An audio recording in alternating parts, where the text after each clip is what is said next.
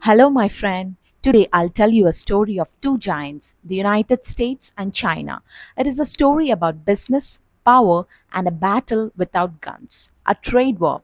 Sit back, relax, and enjoy this story with me. After World War II, America became the richest country in the world. Its factories were full, its cities were shining. People believed the American dream was real. The US was strong, proud, and unstoppable. But across the ocean, something else was happening. China, a large and ancient country, was struggling. In 1950s and 60s, China was poor. Many people lived in villages and worked on farms. Factories were few and cities were small. Then, in 1978, everything changed. A leader named Deng Xiaoping opened China to the world. He said it doesn't matter if a cat is black or white, as long it catches mice. It means what matters is results, not politics. China welcomed businesses. It built factories at lightning speed. The world saw China transform. But from a quiet rural country, China became the factory of the world. Toys, clothes, electronics, all made in China. By the year 2000, China had become a giant. It sold products all over the world. It bought raw materials from Africa, oil from Middle East and machines from Europe. China's cities grew taller. Its people grew richer. But in America, people started to worry. Factories closed in American towns. Jobs were lost. Many asked, is China taking our jobs? Fear started to grow. Some said globalization was to blame. Globalization means businesses move where costs are low. Others said China was not playing fair. They believed China was hurting American companies. The stage was set for conflict. In 2016, a new voice rose in America. It was Donald Trump, a businessman, a TV star, and a man with a simple message: America first. Trump promised to bring jobs back. He promised to fight for American workers, and he said China was taking advantage of America. He promised to change that fast. After becoming president, Trump got to work. He studied the numbers. America was buying much more from China than China bought from America. This difference is called a trade deficit. Trump hated the trade deficit. He believed it was a sign that America was losing. He decided it was time to act. He chose a powerful weapon: tariffs. What was tariffs? A tariff is a tax. When a product crosses a border, the government can make it pay extra money. Higher tariffs mean higher prices. Trump put tariffs on Chinese goods. Washing machines, steel, solar panels all became more expensive. He hoped Americans would buy fewer Chinese products. He also hoped factories would return to America. But China was not happy. It fought back. China placed tariffs on American goods, especially on farm products. Soybeans, pork, and corn were hit hard. It became a battle. Each side raised tariffs higher and higher. It was like a ladder going up and up with no end in sight. The world watched nervously. American farmers cried out. They could not sell their crops to China anymore.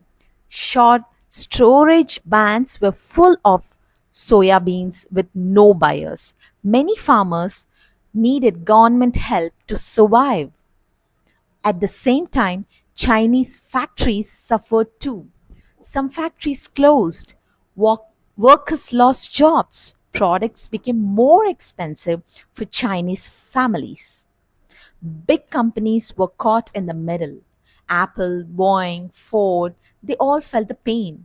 parts they needed became expensive. Selling to China became harder.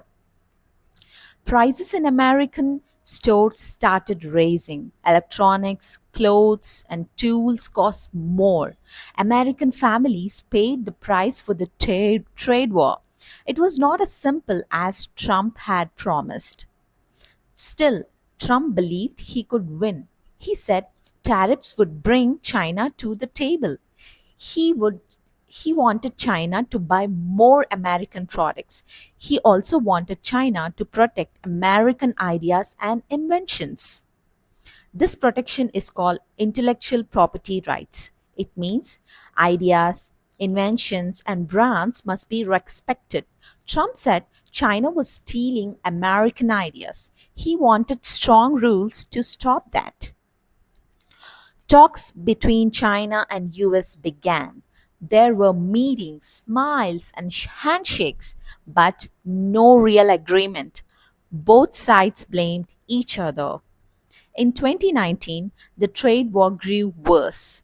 Tariffs covered hundreds of billions of dollars of goods. Stock markets shook. Businesses froze their plans.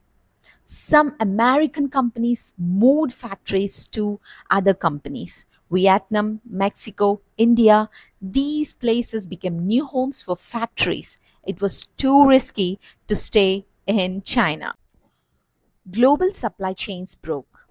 A supply chain is how products are made and moved around the world. When parts are expensive or delayed, everything slows down. The world felt the shock.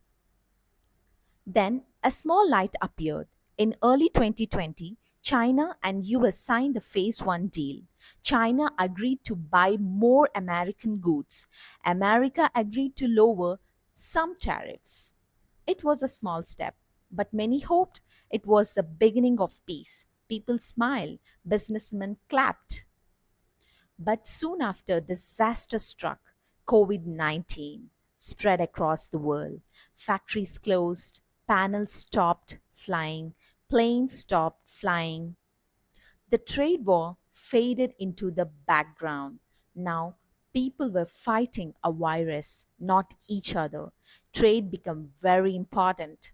Saving lives became the focus. In November 2020, America had a new president. Joe Biden took office. Many people asked, would Biden end the trade war? Would things go back to normal?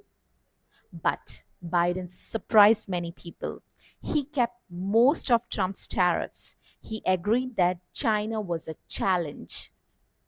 We wanted to compete with China, but in a different way.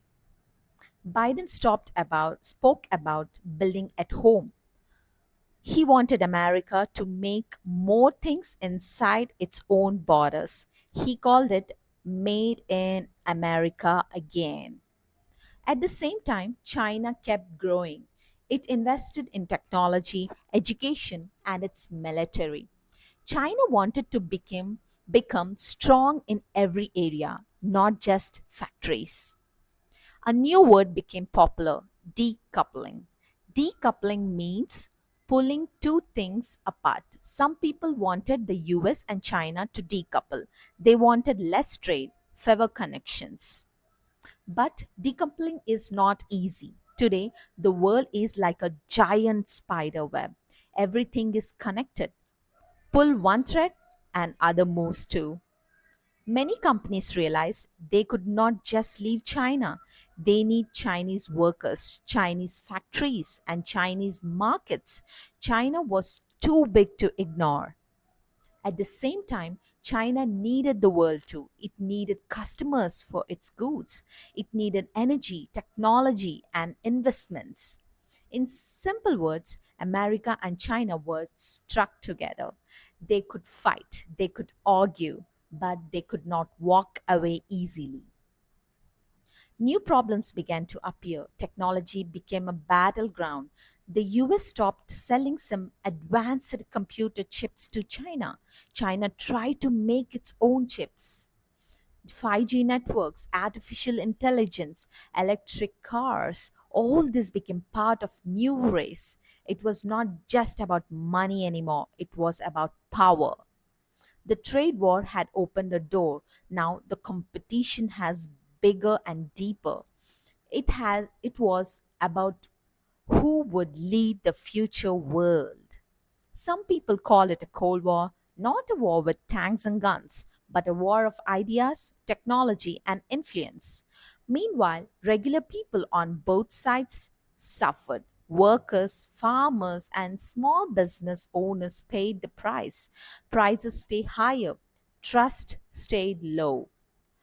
During COVID 19, supply chains broke even more. People saw empty shelves in stores. They realized how much they depended on other countries. The trade war taught many lessons. One lesson: the world is deeply connected. Hurting one country often hurts yourselves too.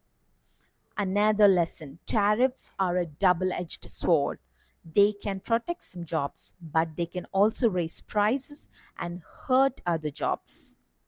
And a final lesson: communication is important. Fighting without talking leads to more problems. Understanding each other is the only true way forward. Today, the trade war is still not over. Tariffs are still there, suspicion is still there, but trade continues. Some American companies are building factories in other countries. Some Chinese companies are finding new markets. Both sides are adjusting. The world is watching. Other countries like India, Vietnam, and Mexico are gaining too. They are welcoming businesses who wanted to leave China. In a way, the trade war changed the global map. It made countries think more carefully about who they trust. It made people realize security matters, not just low prices. For students of English and students of history, the China US trade war is a living lesson. It shows how economics, politics, and emotions mix together. It shows how leaders' decisions can touch the lives of millions. It shows how important clear thinking and cooperation are. And it shows how powerful the words trade and tariffs can be. As we end the story, remember the world will always have competition, but true progress comes when countries learn to work together. Today, America and China are still competing. Sometimes they shake hands, sometimes they point fingers. The story continues. But maybe, just maybe, the future can be different. Maybe the future can be about sharing, living, and building together. Thank you for listening to this story. Thank you for participating English with me. Remember, every story you hear, every word you learn makes you stronger and wiser. This is Wow Quick English. Simple stories, clear English, big ideas. See you next time. Goodbye, my friends.